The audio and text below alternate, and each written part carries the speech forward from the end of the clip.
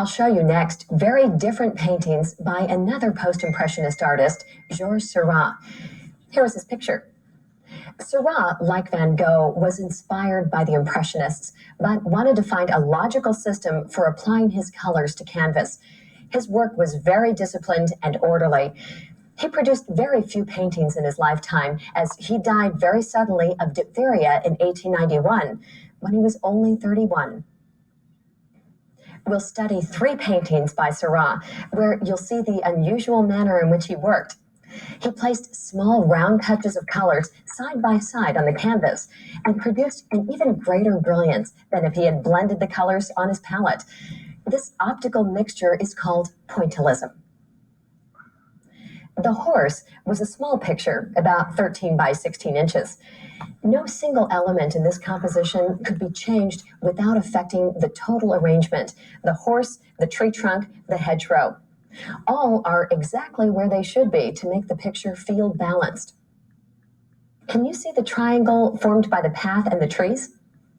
Where is the point of greatest contrast of light and dark?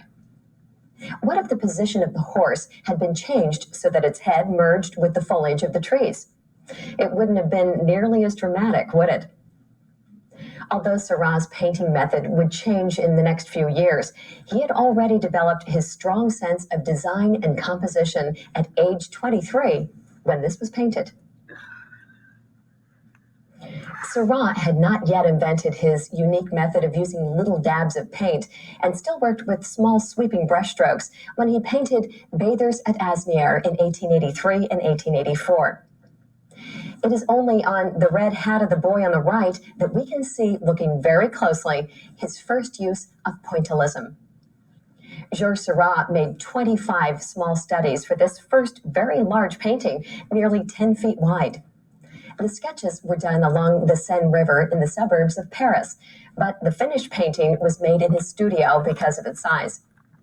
I can almost feel the summer's heat as I look at it, can't you? Seurat began the painting by carefully designing and drawing the scene, and then painting in the darkest and lightest values. How different this scientific procedure was from the passionate brushstrokes of Van Gogh. Each of the artists, known as post-impressionists, had a very personal style. A Sunday on La Grande Jatte was Seurat's first successful painting, which he painted entirely in the pointillist style. It's very large, 10 feet wide, and Seurat had to stand on a stepladder to paint the top half. Look carefully now as we move around the painting. We see the Seine River under bright sunshine with small boats moving up and down. Under the trees, many people are strolling or resting lazily in the cool shade or on the sunny riverbank. Over every foot of the canvas, Seurat applied with scientific precision many thousands of little dots of color next to one another, so that when viewed from a distance, the viewer's eyes would blend them. For green, he used blue next to yellow.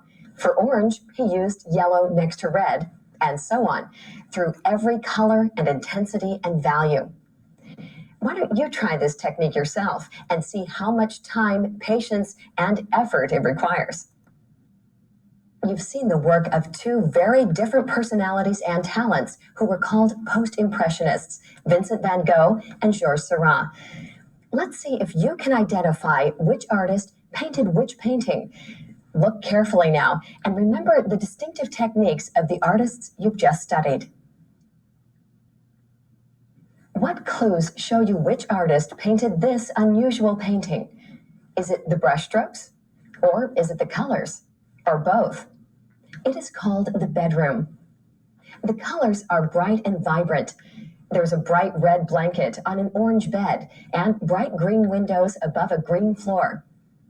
The artist played with sharp contrasts of colors and shapes to keep our eyes moving around the picture. He seems to have pushed all of the furniture to one end, emphasizing the emptiness of the foreground. The lines are thick and heavy. Is this a painting of a happy room or a sad one? I'm sure you've decided by now that the painting was done by Vincent van Gogh. The painting, called Port-à-Bassin, is a view of the docks at a small fishing village on the coast of Normandy in northern France. Its cool, soft colors and feeling of calm and order are close to the style of the artist, as well as the time-consuming technique of painting with tiny dots of color. Notice the row of clouds that repeat the horizontal shapes of the concrete docks and the rocks at the immediate foreground. Look how the railing of the bridge echoes the structure at the right. Take out any of the three close-up figures and the balance of the picture is disturbed. Have you identified this painting as one by the master of pointillism, Georges Seurat? Do you recognize the emotional quality of this work? It's called Wheatfield and Cypresses. This artist needed continuous contact with nature, and he always chose to paint out of doors in all seasons. It would be hard to find a straight line in this picture. Everything seems to be moving in great swirling curves. Clouds move fitfully through the summer sky, and the gold-yellow stream of grain moves beneath them. The mountains could be waves, the trees could be flames, all writhing and twisting across this landscape. Of course, Van Gogh is the artist.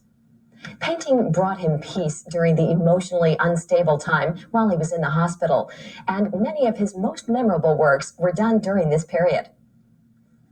Look carefully now at the next three paintings by Van Gogh and Seurat, and remember what you've learned. Who painted each work of art? Keep your answers in mind, and see if you're right as we look at each painting. This painting is called Dr. Paul Gachet. This powerful portrait, with its harsh colors and brushstrokes that swirl like flames, seems to reflect the artist's emotional state and spiritual suffering. The doctor has such a sad expression, doesn't he? See the downward droop of his brows, eyes, and mouth? Even his body sags. Did you pick this picture of a thoughtful man as one by Vincent van Gogh?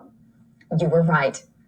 When Van Gogh decided to leave the hospital in Saint-Remy, he went to Auvers, a village near Paris, and placed himself under the care of Dr. Gachet.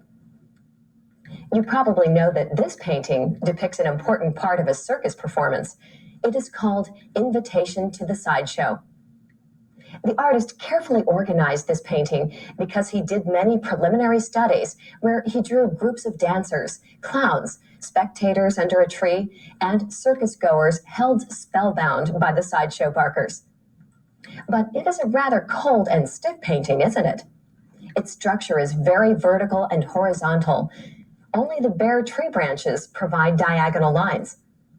The trombonist is placed dead center, and his dark figure contrasts with the lightest part of the background. I'm sure you guessed correctly that the artist is Georges Seurat. This painting is called Sunflowers. The artist saw all the joy and optimism that he felt during his first months in southern France in these sunflowers that he gathered each morning from the broad fields outside the town. The color of golden yellow symbolized life and love and was the artist's favorite color. Who would think that an artist could find so many shades and intensities of yellow? The artist's brush has captured in broad, sure strokes not only the color and form of the flowers, but also the textures of their shaggy petals and centers which have gone to seed. It's no wonder that the sunflower paintings are among Vincent van Gogh's most popular works. Now I want to introduce you to the work of a